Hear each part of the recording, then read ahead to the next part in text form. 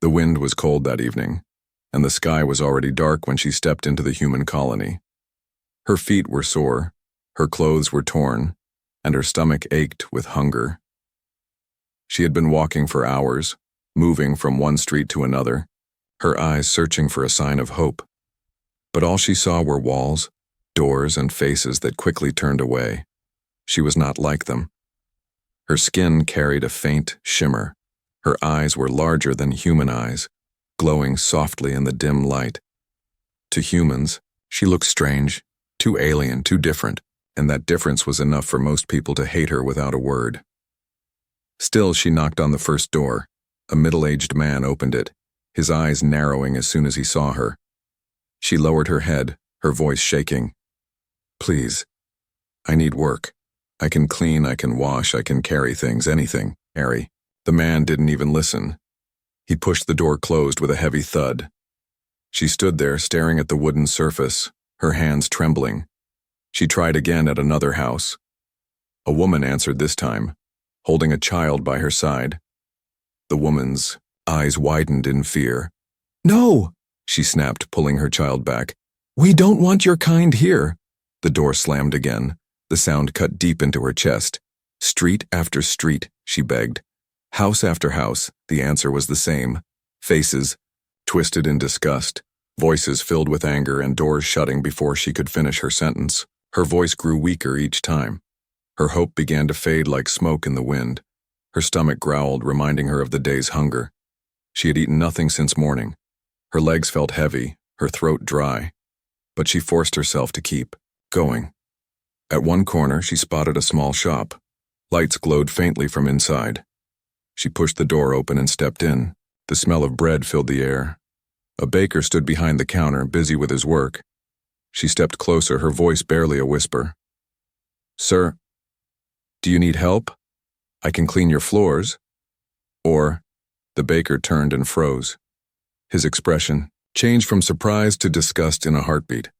"Out!" he barked. "Out before you scare my customers." She backed away quickly, tears filling her eyes, and stumbled out of the shop. The door slammed shut behind her once again. The street was empty now. The colony's lights glowed above her, but they felt cold and distant. She wrapped her arms around herself and walked aimlessly, her shadow stretching long under the lamps. Her mind replayed the same words she had heard all day. "We don't want your kind. Get out. Leave." But she could not leave. She had nowhere to go. Finally, she stopped in front of another door. It looked old, with peeling paint and a rusty handle. She hesitated, her heart pounding. She told herself this was the last time. If this door also closed, she would give up. Her hand knocked softly. For a long moment, there was no answer. She waited, shivering. Then, footsteps approached. The door opened, revealing a tall human man. His face was tired, his hands covered with grease, his clothes worn from hard work. He looked at her without speaking. She lowered her eyes. "Please, I need work. Just a little. I'll do anything." He did not answer. His gaze lingered on her, cold and unreadable. The silence stretched, heavy and suffocating. Her chest tightened. She thought he would slam the door like all the others. Desperation rose inside her. Words spilled from her lips before she could stop them. I have nothing left," she whispered, her voice cracked. "No food, no shelter. If you don't give me work, I can offer my body." Her face burned with shame. She hated herself for saying it, but she was out of choices. The man's eyes widened. He stepped back slightly, his jaw tightening. For a moment, she thought he might strike her or laugh or call her filthy.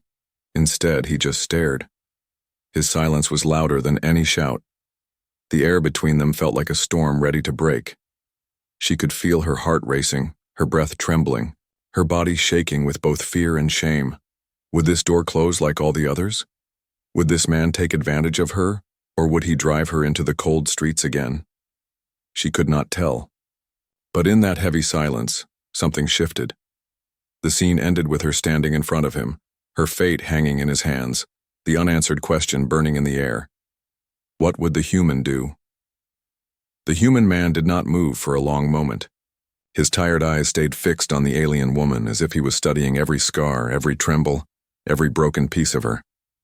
The cold night pressed in around them, but inside the doorway the air felt even heavier. Her breath came quick, her chest rising and falling. She wished she could take back her words, wished she had not lowered herself so far, but she had nothing left, no strength, no pride, no hope. Finally, the man spoke, his voice low and rough. Get inside. Her head jerked up, shocked. She thought she had misheard. But he had already stepped back, leaving the door open. She hesitated. Every door before this had closed with anger. Why was this one different? What if it was a trap? What if he wanted exactly what she had offered in desperation? Her feet refused to move. She looked at him again. His face was unreadable, his jaw tight, his eyes tired but not cruel. Something in his gaze held her still. Slowly, she stepped across the threshold. The room was small and smelled of oil and metal. Tools hung from the walls and broken machines sat in the corners. It was not a house. It was a workshop. She stood awkwardly near the door, unsure if she should sit, unsure if she should run. The man walked past her, grabbed a cloth from the table, and wiped his greasy hands. He did not look at her. Instead, he asked, "Have you eaten today?" Her throat tightened. The question was too kind, too unexpected. She shook her head. Without a word, he walked into another room. She stood frozen, waiting for him to return with anger or with demands. Instead, he came back holding a small loaf of bread. He placed it on the table. Eat. She stared at the bread as if it were a jewel. Her hands trembled as she reached for it. She broke off a piece and pushed it quickly into her mouth. The taste was plain, but to her it was the sweetest thing she had ever eaten. The man watched in silence, leaning against the wall.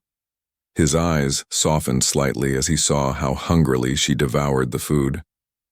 "You don't have to offer yourself," he said finally, his voice low. Her hands froze. Shame burned across her face. She lowered the bread, her eyes filling with tears. "I'm sorry," she whispered. "I thought it was the only way." He shook his head. "It shouldn't be the only way. Not here. Not anywhere." For a moment the silence returned. She chewed slowly, trying to calm her shaking. The warmth of the bread spread through her body, giving her strength she had not felt in days. After a while, she asked softly, "Do you need help here? I can clean, sweep the floors, fix simple things." The man's brow furrowed. He looked around his messy workshop, tools scattered, dust covering the corners. His lips pressed into a thin line. "You can start tomorrow," he said at last. Her eyes widened. For a moment she thought she had dreamed his words. "Truly," he nodded once. "But listen, this is work, not charity. You'll earn your food. You'll sleep in the corner there." He pointed to a small cot tucked against the wall. "And you'll follow my rules." She nodded quickly, her heart racing. She wanted to cry again, but this time from relief. "Thank you," she whispered. The man said nothing more. He turned back to his workbench and picked up a broken piece of machinery. His hands moved with quiet focus, as if he had already forgotten her. But she knew he hadn't. He had chosen to let her stay. When everyone else had driven her away, she curled up on the cot, clutching the last piece of bread in her hands. For the first time in many nights, she felt the faint shadow of safety. But outside the workshop, whispers were already beginning. Neighbors had seen her enter. They had seen the door stay open for her when it had closed for everyone else. The human colony was not kind to outsiders, and rumors spread quickly. "She's in his shop," one voice muttered. "Why is he keeping her?" another asked. "He'll regret it," someone else warned. The alien woman did not know this yet. She closed her eyes, letting exhaustion drag her into sleep. But as she drifted, she knew one thing clearly. This was her last attempt. If he had turned her away, she would have been lost forever. And now her fate was tied to the strange, silent human who had opened his door when all others had closed. The workshop was quiet except for the soft sound of tools clinking against metal. The human worked with steady hands, sparks flashing from the machine he was repairing. The alien woman sat on the small cot in the corner, holding the blanket he had given her. It was thin and smelled of oil, but to her it felt warmer than anything she had known in weeks. She kept watching him, her glowing eyes following his movements. He did not speak much. He did not ask her name. He simply let her eat, gave her a place to rest, and told her she could work tomorrow. For her, that was more kindness than the whole colony had ever shown. But inside her heart, fear still lived. She remembered the words she had whispered at his door, words she wished she could erase. "I can offer my body." She wondered if he had allowed her inside because of that. Did he expect her to give herself to him? Would he demand it later? Every time his boots scraped the floor as he moved, she stiffened. Every time his eyes lifted, she braced herself. Hours passed. He finally put down his tools and wiped his hands. He looked at her for the first time since she had fallen asleep. "You should rest," he said. "Work begins early." She nodded, quickly lying back on the cot. But her thoughts spun wildly. If he asked for what she had offered, could she refuse? No. She had nowhere else to go. The night grew heavy. The wind howled against the workshop walls. She pulled the blanket tighter, but her mind refused to rest. Memories of the day's rejection haunted her. The angry voices, the slamming doors, the stairs filled with hate. Tears slid silently down her cheeks. She whispered into the darkness, "Why am I still alive?" The man sitting at his workbench heard her voice. His hands stilled, but he did not turn. He listened as her quiet sobs filled the room. He felt anger. Anger not at her, but at the cruelty that had pushed her into such despair. Finally, she sat up, her eyes wet and shining. She spoke, her voice breaking. "You didn't throw me out, you gave me food, but I know why. It's because of what I said." She swallowed hard, her hands clutching the blanket. If that's what you want, I won't resist. I can't, just don't send me back into the streets." Her words cut through the silence like a blade. The man's head snapped toward her, his eyes sharp. For a long moment he said nothing. His jaw clenched, his hands curled into fists. "Is that what you think?" he asked finally, his voice low. She flinched, lowering her gaze. "It's the only thing I have left. Every door closed. Everyone hates me. But men always want the same thing, so if that's the price, I'll pay it."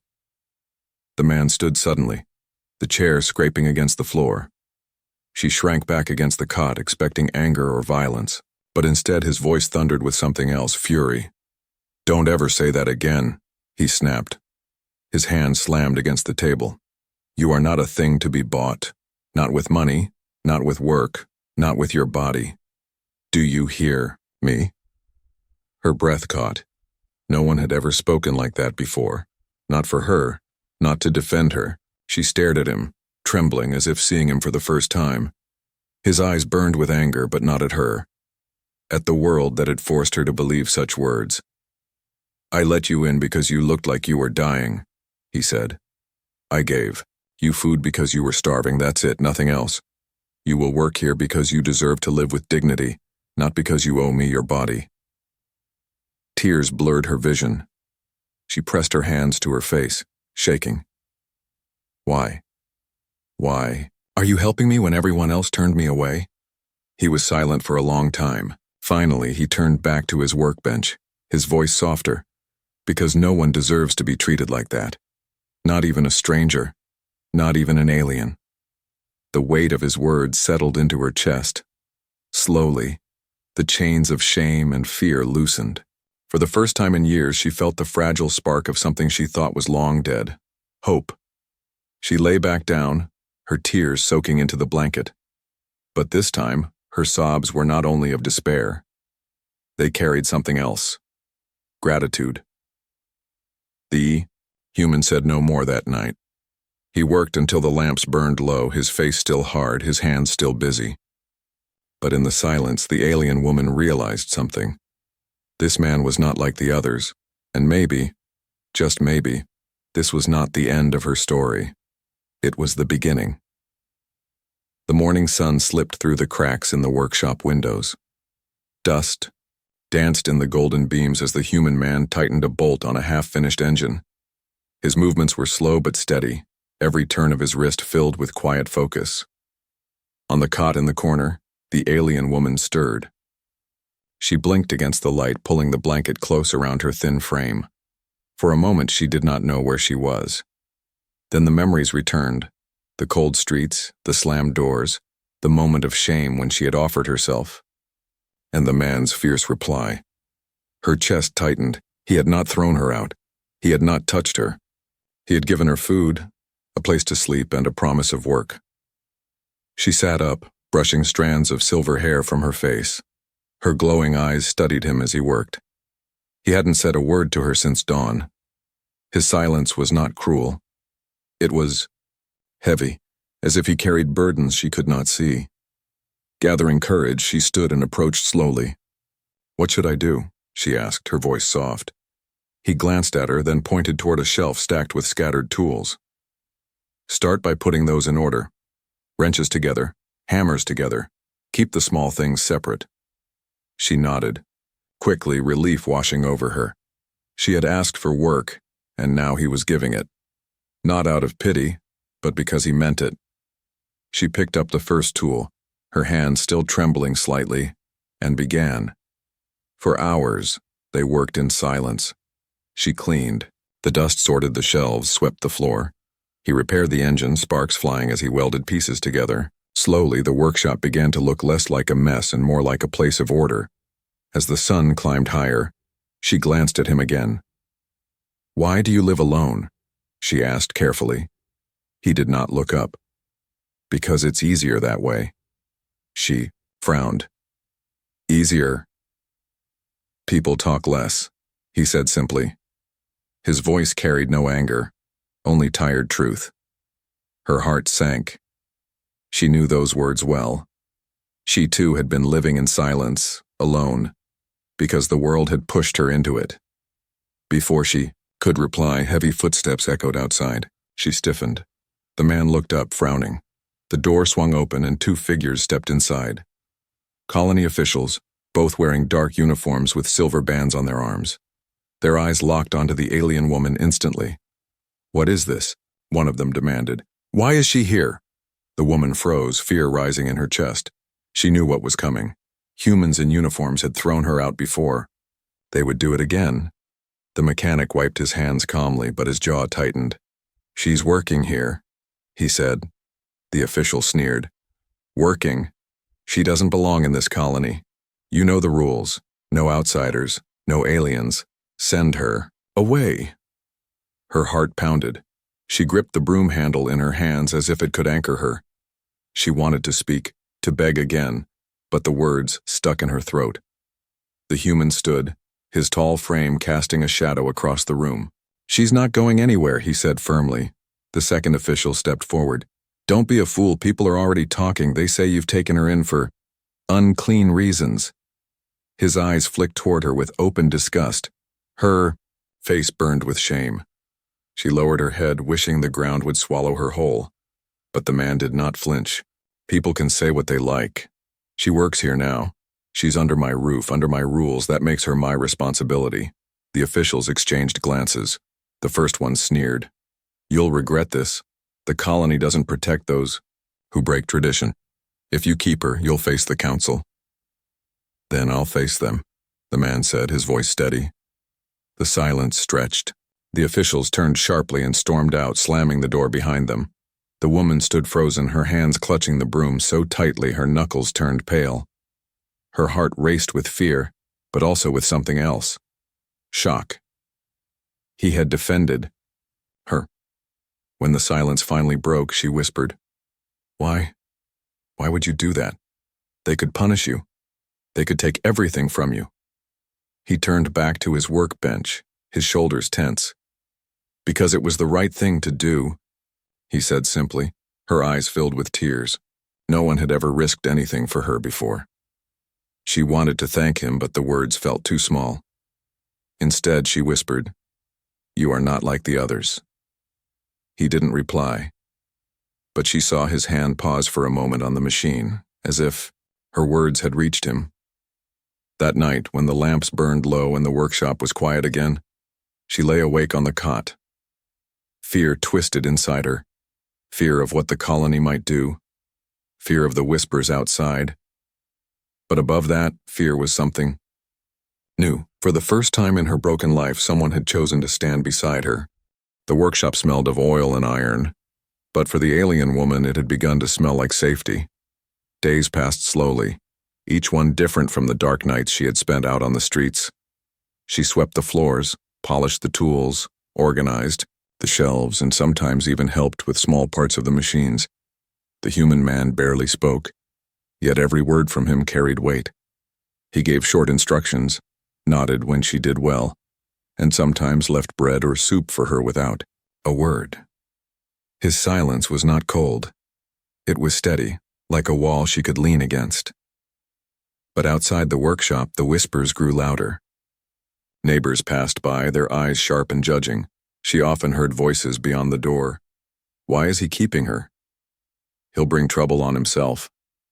She's nothing but a burden. Each word stung, but she forced herself to keep working.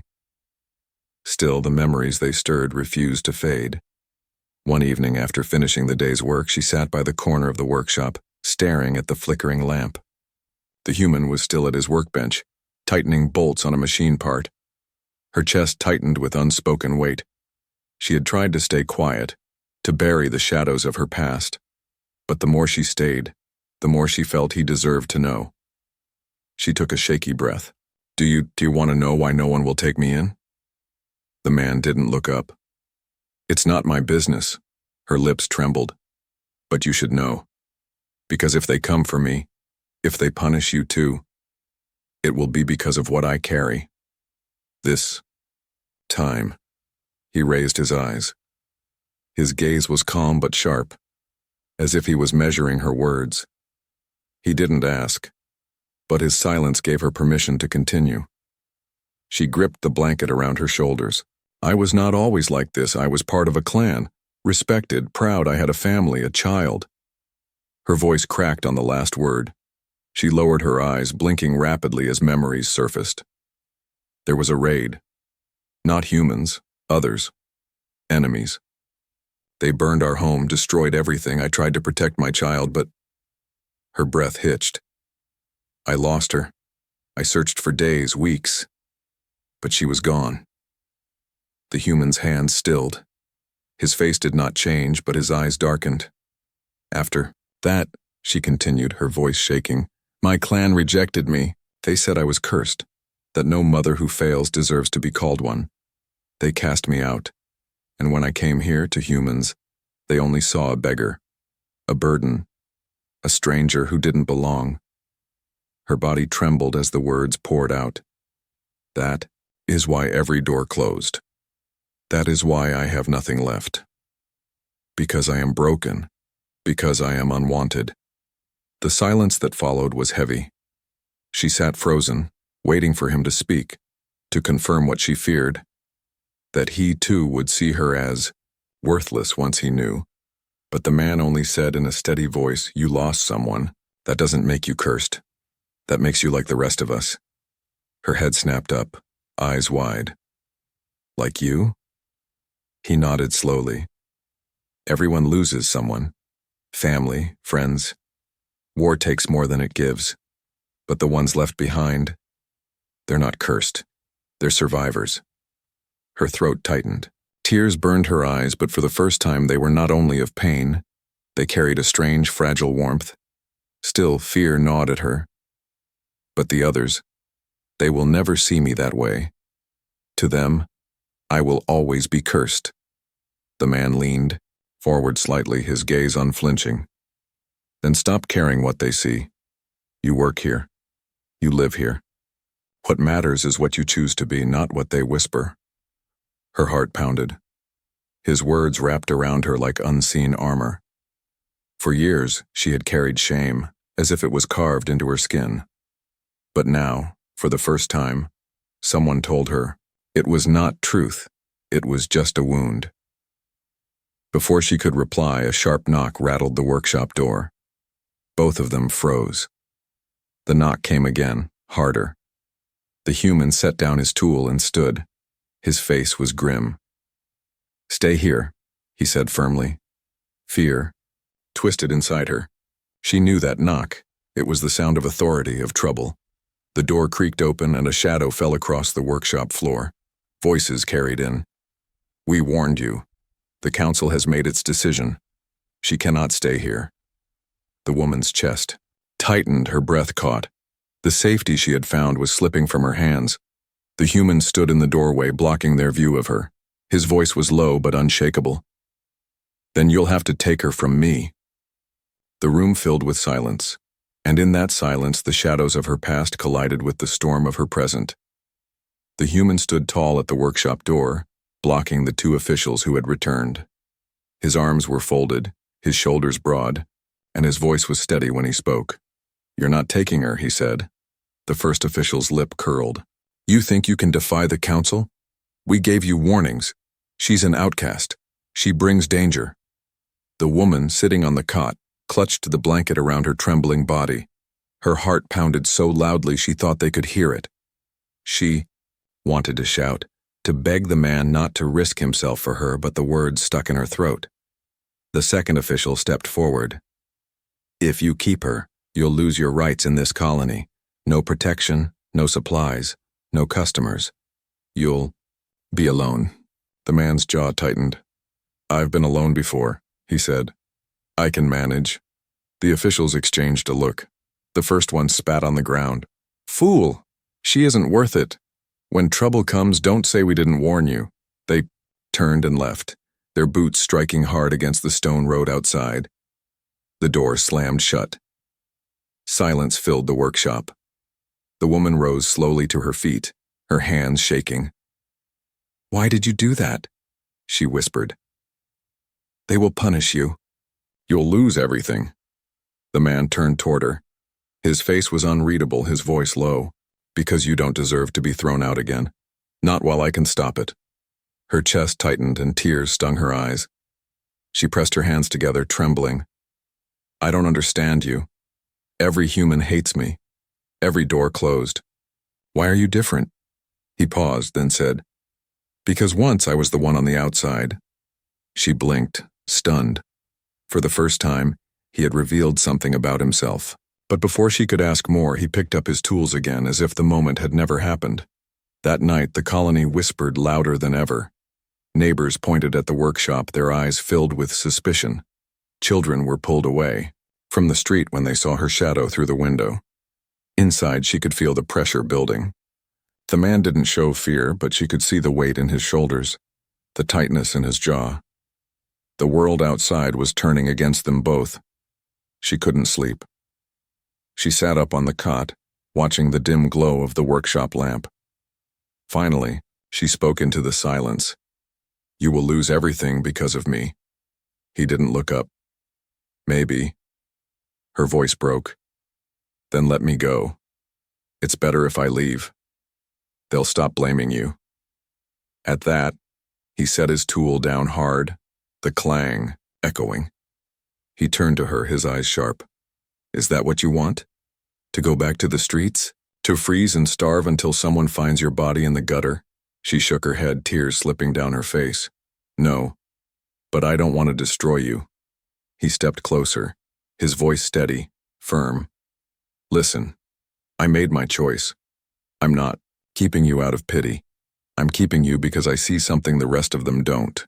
Her breath caught. "What do you see?" He held her gaze. "Someone worth saving."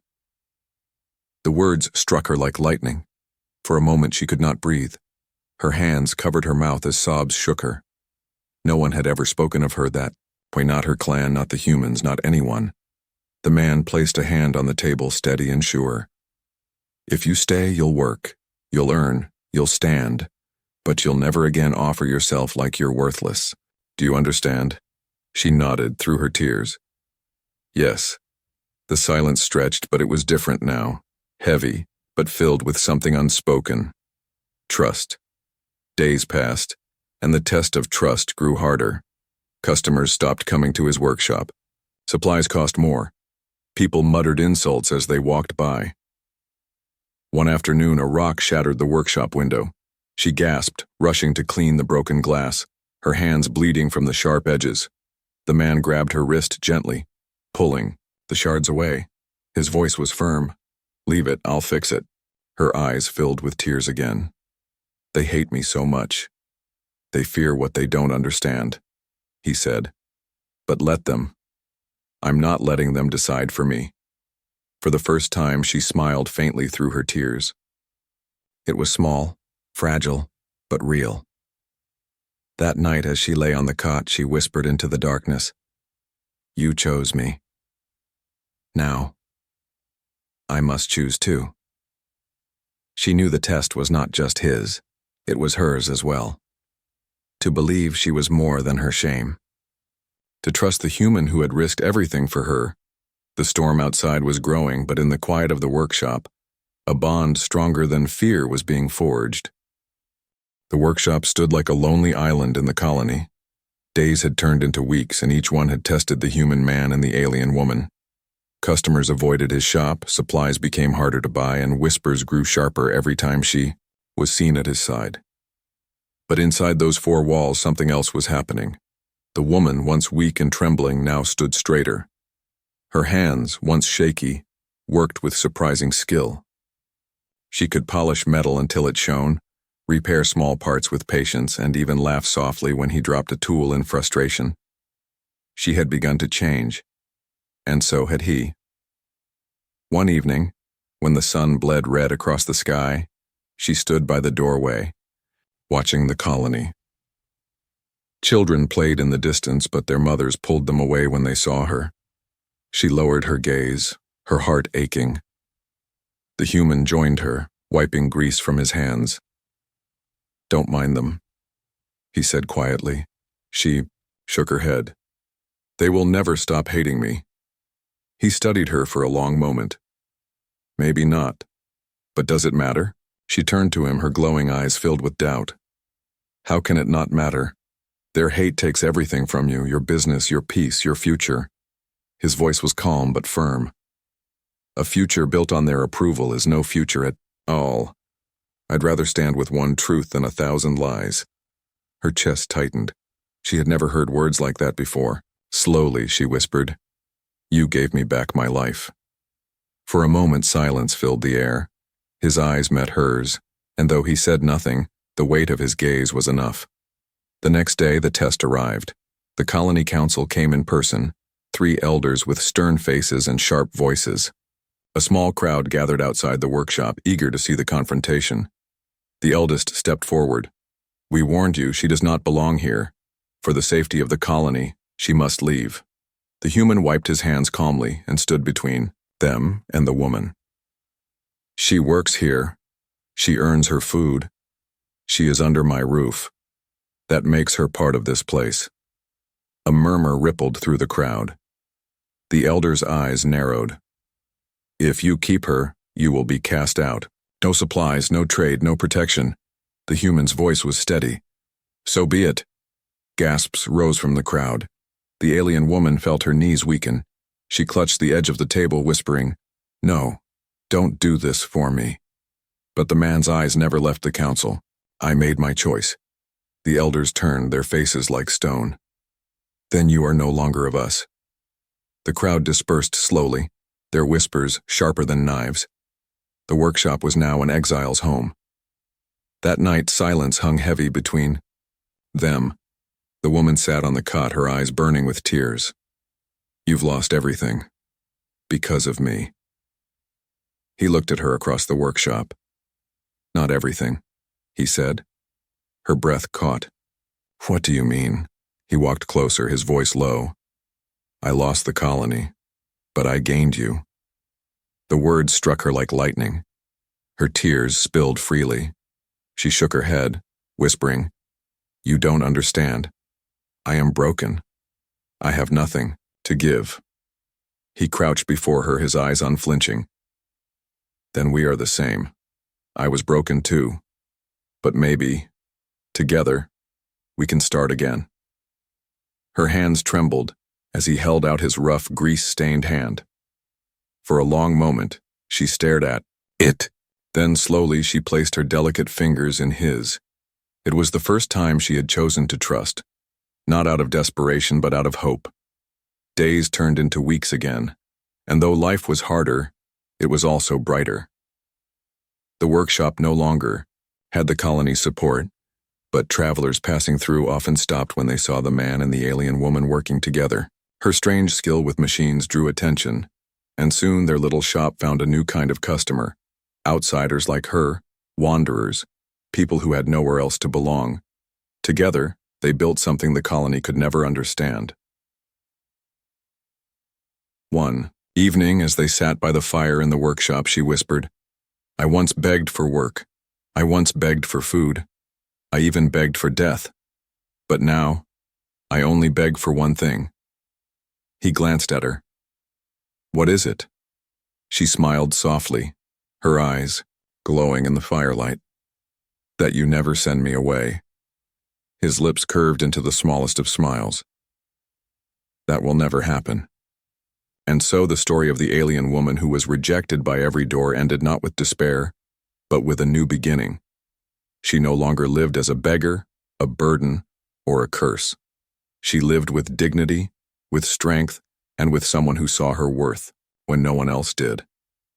And for the human man, once alone and forgotten, he too had found something he didn't know he was searching for, a reason to fight and someone to fight for. Together, they faced the world not as broken pieces, but as survivors, who had chosen each other, and that choice was stronger than any counsel, any whisper, or any closed door.